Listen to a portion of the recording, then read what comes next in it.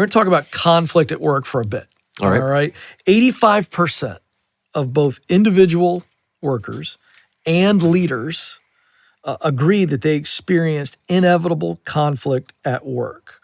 So I'm surprised the number is only 85%. I would think everybody goes, if we're people, there's going to be conflict. Yeah. But that's where we sit.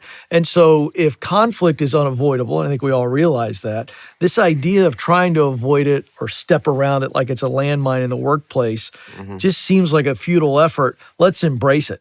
Let's dive into that. Would you agree with that statement? Yeah, I would want that number to be 100. Yeah. I mean, conflict is how you create change. Yes. Everywhere you've been and how you are now is because and comes from conflict. You had a breakup from somebody that led you to the next person that you found. You lost a job that led you to where you are now. There are tons of conflicts that you had to have that hard conversation where you can't be friends with somebody anymore. Where a door closes, a door opens. It's conflict that allows that to happen. And what I teach is that if you want to have a deeper conversation, a deeper relationship, then you have to have a deeper tolerance for difficult conversation. I mean, you want a surface level friendship, I'll show you surface level conversations. But it's the people that you've been in the trenches with, the people you've had knockdown, drag-outs, arguments where you're in tears, and that's where you walk away knowing somebody and they get to know you because you're allowed to go deeper in that conflict. So conflict is not a bad thing. It's a catalyst for good. All things. I mean, you can go to civil rights movement, to everything that we hold true now. It's because somebody said, hey, that's not right. And there's been conflict in that. And through that conflict came change. Yeah, I agree with that. And what's funny to me is I think when it comes to conflict, there's two types of people. Either you try to run from it or you embrace it. Yes. So I want your thoughts on this. In full disclosure here, I embrace conflict. Yeah. I don't run from it. On some level, I think it's a sport. But I know that most people aren't that way. What are your thoughts for the people who, when they think about conflict, forget when it's thrust upon them, they tend to shy away and try to do everything to run from it. What do you think is the core challenge there that they're facing that they would need to overcome for those who immediately resist? Being more comfortable sitting in it. I would say that most people, if you ask them that question, they'd say, oh, I embrace conflict. But in truth, in practice, they run from it. They feel uncomfortable with it. They don't like it. It sets them uneasy. And it's a lot of the time, they don't realize how biological it is of your fight or flight. That's what it is. Your body is controlling that, saying, I don't like this.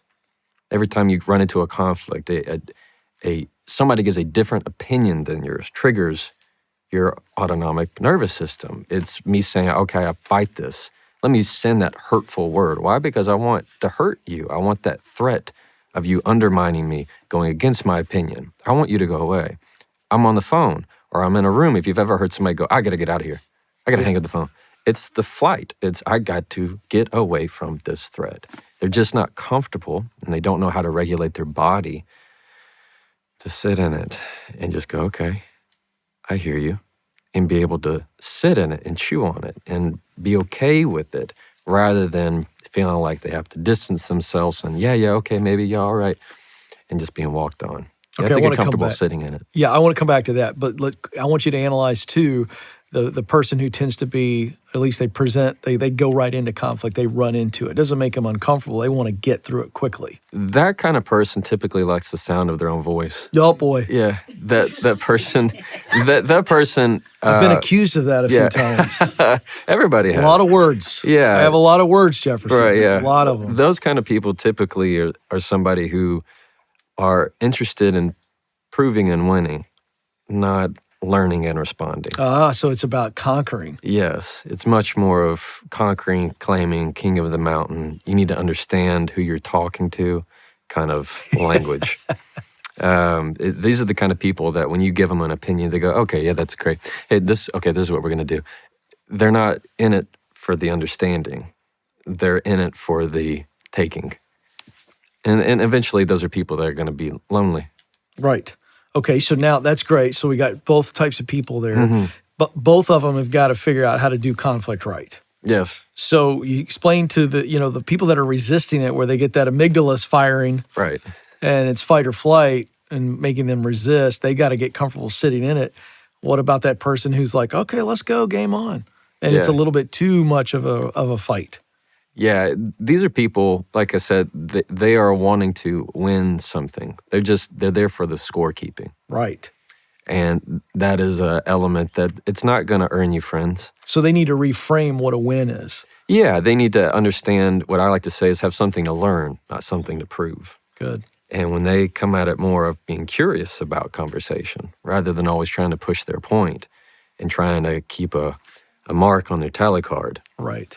more good's going to happen in their life.